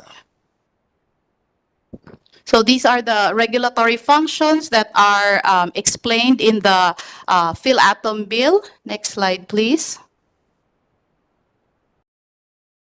And the proposed office location, temporarily in the first 3 years, there will be renting a office building or space for rent, but the permanent proposed office location will be at BCDA Clark, Pampanga. And yes.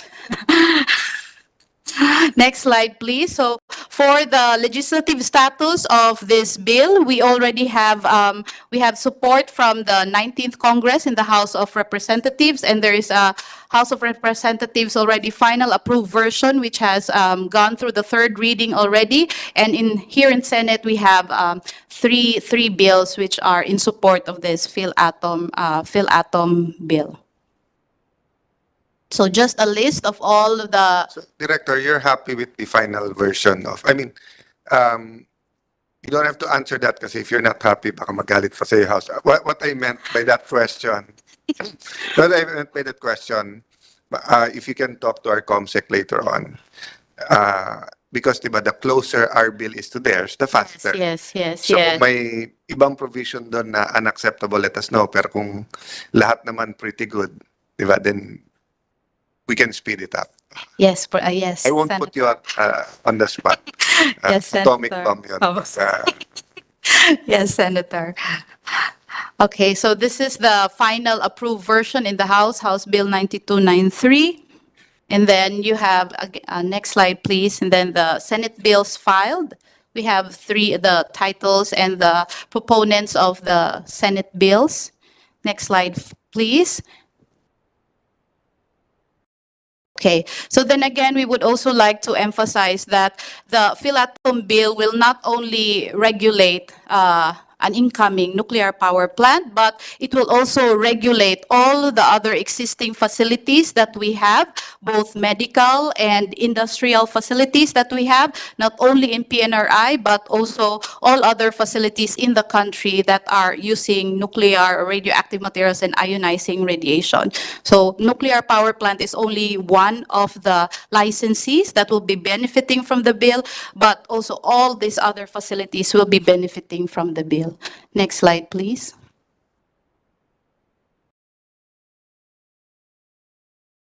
Okay, and these are the medical devices in the hospital. So for your information, approximately we have around 3,000 licensees already for these medical devices in the hospitals, and we are expecting, of course, a bigger number in the years to come with the use of nuclear medicine and diagnostic imaging using nuclear in the years to come.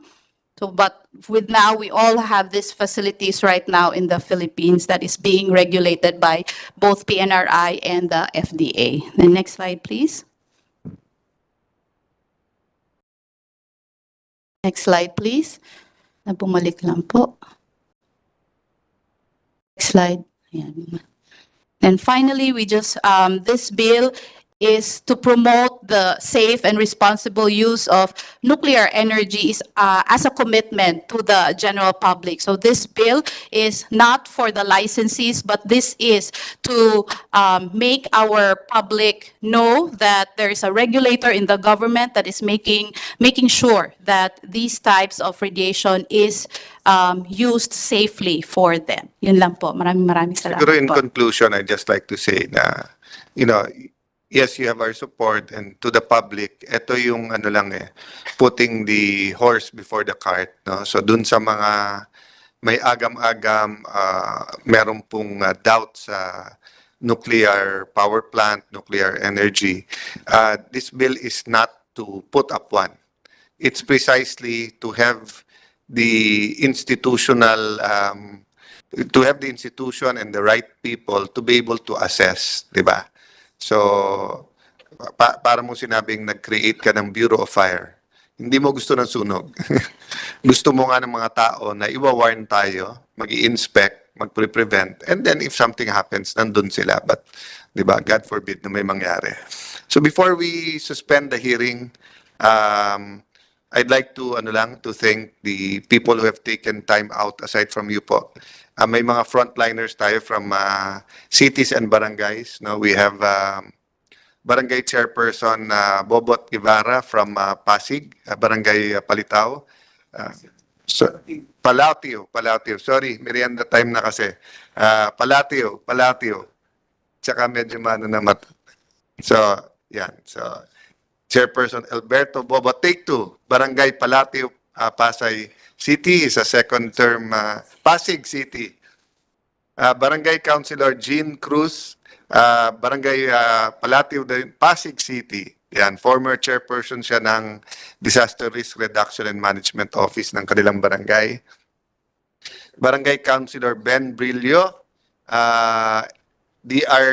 RMO ng Barangay Katuparan, consultant siya ng Taguig City. First term ngayon as Barangay Councilor. Mr. Saripada Pacasum Jr., Department Head ng DRRMO ng San Juan City. Yan. Mr. Von Villanueva, Department Head ng Disaster Risk Reduction and Management Office ng Navotas City. Sir, thank you for being here. Mr. Bryant Merrill Wong, Department Head, Disaster Reduction Management Office, Pasig City. Ayan. Eto, I didn't pronounce it wrong, ha? Tama na. Tama. Okay. Mr. Marco Pilago, Department Head, Disaster Risk Reduction and Management Office ng Pateros, hometown ng aking tatay. And Ms. Sheena Santander, Registered Nurse, Emergency Medical Technician, CDRR, MO Nurse 1, Barangay Katuparan, Taguig City. And so thank you for being with us. I hope na-strengthen din yung pananalig that we're all doing something to better our systems. No? At mabuti na abutan nyo ang Philvolcs kasi talagang yan ang isang... Director, I'm happy we're tackling this early in an administration. Kasi pag midterm na o pahuli na, mapasaman yung implementation, bahala na yung next diba? Even dito sa nuclear atomic energy, maganda na maaga nating gagawin. So, if there are no other resource persons who are going to speak, thank you very much. We'll suspend kasi baka may comment yung ibang senator. So I'll have another 30-minute, 1-hour session next week. Pero you don't have to be here. And then we'll do the committee report. So we'll suspend and then let's take a Christmas photo together. So the hearing is hereby suspended. Picture lang.